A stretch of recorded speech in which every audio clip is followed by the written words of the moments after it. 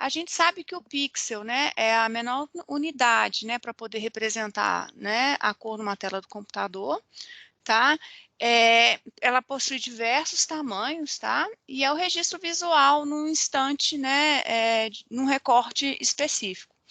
A cor do pixel, ela é a resultante da transformação, né, de três canais, que é o vermelho, o verde e o azul, tá? E eles conseguem atingir gradações de 256 níveis, né, que vão corresponder aí a uma imagem de 24 bits. Então, se eu tenho no mesmo espaço, né, uma maior quantidade de pixels, né, quanto maior essa quantidade, melhor vai ser a minha resolução espacial, melhor será o detalhamento, né, dessa imagem. Quando a gente processa uma imagem, né, utilizando o computador, na realidade, ele vai utilizar, né, a discretização, né, que são as amostras, né, nas coordenadas espaciais, né, desses três canais. Então, isso é realizado, né, utilizando, né, o processo de amostragem, que vai ser a discretização das coordenadas espaciais, a quantização, que é a discretização, né, dos níveis de intensidade de luz, a resolução espacial, que vai ser a dimensão, né, do pixel na imagem, a profundidade, que vai ser com relação à quantidade de tons que pode ser representado por cada pixel, e a codificação, que vai ser a representação binária da matriz de pixels. Por que isso é importante, né? A gente precisa entender a forma como, né, esse processamento vai acontecer, porque a gente vai trabalhar com imagens de ressonância magnética, que a gente vai entrar um pouco mais à frente. Antes disso, a gente precisa recordar, né, que a cor é um fenômeno físico e que cada objeto possui a luz que ele reflete.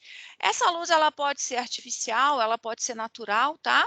E a gente enxerga essas cores, né, através de sensores que podem ser os nossos olhos ou a lente de uma câmera, né?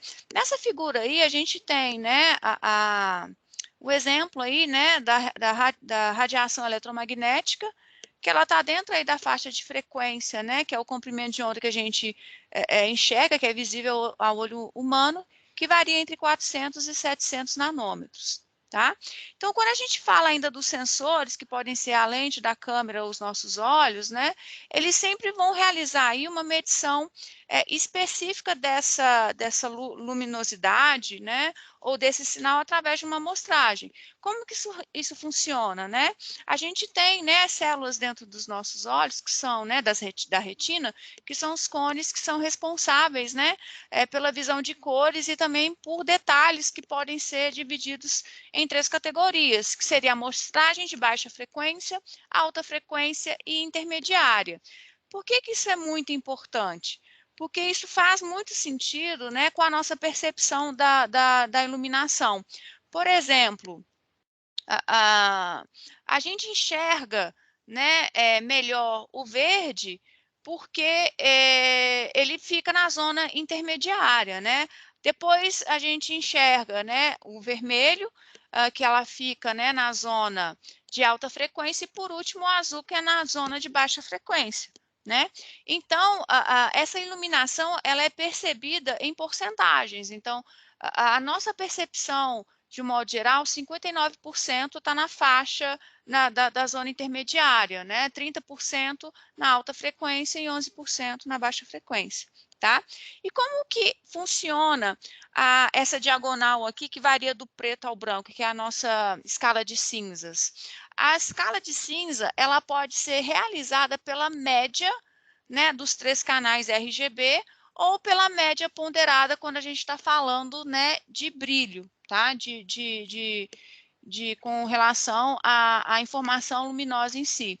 O brilho, ele representa, o brilho máximo, por exemplo, ele representa o branco, e o brilho mínimo, ele representa o preto. Tá? Então, quando a gente fala, né, de processamento, né, de imagens, a gente pode dividir ainda em três níveis, que é o processamento de baixo nível, o processamento de nível intermediário e o processamento de alto nível, né?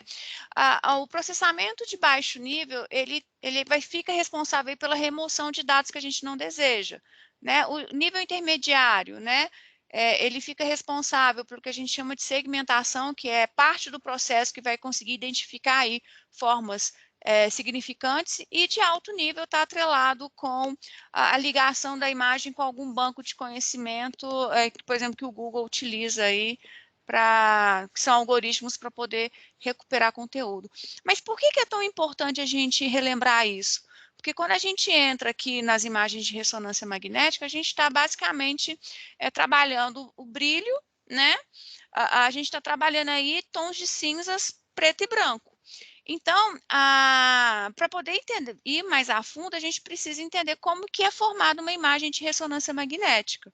A gente tem aqui nesse exemplo, né, um cérebro, né, normal e um cérebro com Alzheimer avançado. A gente pode ver aqui que a gente tem um alargamento, né, dos ventrílocos e dos sulcos aqui, como se o cérebro tivesse desidratado. Ok? Isso é importante na análise de processamento de sinais, de imagens. Bom, agora, como que é formada uma imagem, né, em ressonância magnética? Deixa eu mostrar aqui essa figura para ela ficar clara, né? As imagens, elas são combinações, né, do campo magnético com pulsos de radiofrequência, que vai variar aí de 24 a 128 MHz.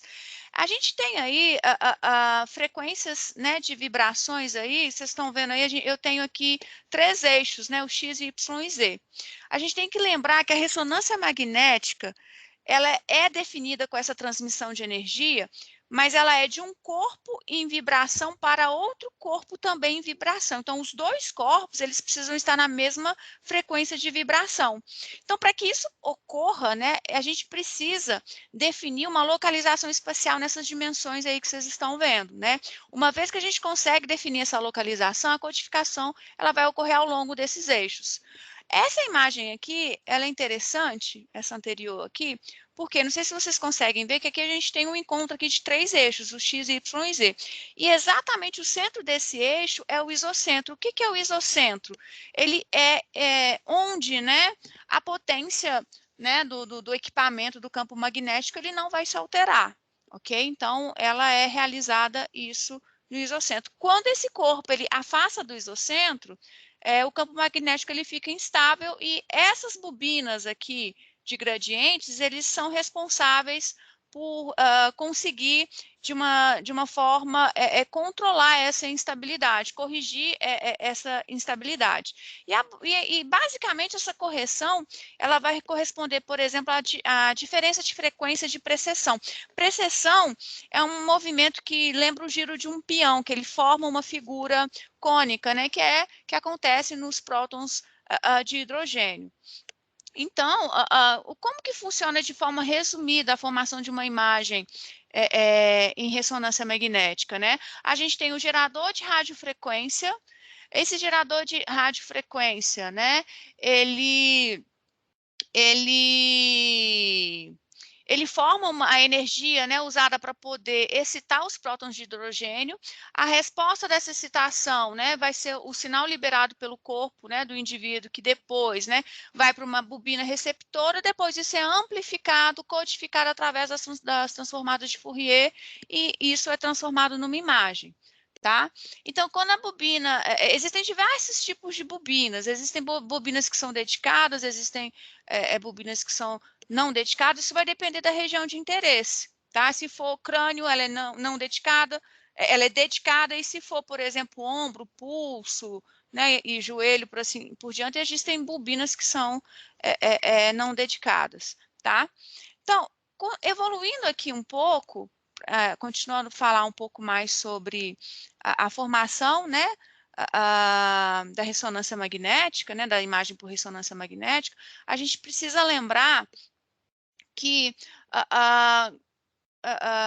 quando nós vamos trabalhar, né, com banco de imagens, a primeira coisa que eu preciso saber, que eu preciso fazer, é entender o arquivo de um modo geral. Para esse trabalho, como eu estou trabalhando imagens, né, de Alzheimer, né, numa possibilidade da gente conseguir detectar o Alzheimer, né, na fase, né, de cognitivamente normal para demência, então a gente precisa avaliar imagens, né, de alguns cortes de ressonância. Então, para isso, a gente precisa conseguir entender o banco de dados. Por exemplo, aqui é um trabalho, né, que foi iniciado aqui, usando Python, né, para poder carregar aqui dois bancos de dados distintos, né, que são os mais usados mundialmente, que é o OASIS e o ADNI-1. Primeira coisa que a gente precisa entender é como que esse banco de dados, esse cabeçalho desse banco de dados, ele se dá, né? Então, a gente consegue ver claramente aqui, né, que ele é em 3 dimensões. A gente tem aqui, né, essa coordenada de matriz voxels. A gente sabe que o voxel é o pixel em 3 dimensões, tá? A gente sabe que computacionalmente precisa ser utilizada uma estratégia para poder carregar, né, esses bancos, porque aqui a gente está falando aqui em torno de 11 milhões de números, né, para poder não sobrecarregar a memória, e existe uma forma de usar isso, tá bom? Existem diversas informações aqui importantes, né, por exemplo, metadado do scanner, né, as unidades de medidas, o tamanho do voxel, assim por diante. Essa matriz aqui, ela está zerada porque não deve, a região onde essa imagem ela iniciou, possivelmente ela não carregou nenhum tipo de imagem, tá? Ela está na região preta, que ela não constitui nenhuma imagem. Mas quando você pega, por exemplo, outro banco de imagens aqui, por exemplo, do Oasis, aqui já apareceu algumas informações.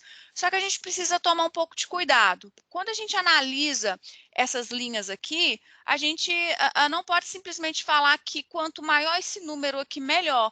Primeiro, porque a gente precisa entender como interpretar isso. Isso vai depender da escala exata de intensidade do sinal, que pode variar de 0 a 100 ou de 0 a 100 mil. Então, eu não consigo virar e falar que isso daqui são informações interessantes, que quanto maior, melhor, porque eu preciso primeiro entender, interpretar esses números para poder entender, né, como que se deu, né, a medida, né, da intensidade aí desses sinais, ok?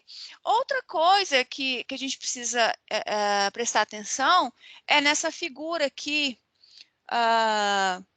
que ela torna, né, a nossa análise um pouco mais complexa. Por exemplo, essa análise aqui dessa primeira imagem, né? Essa aqui, essa vista sagital, ela é complicada porque por conta dessa imagem aqui, desculpa.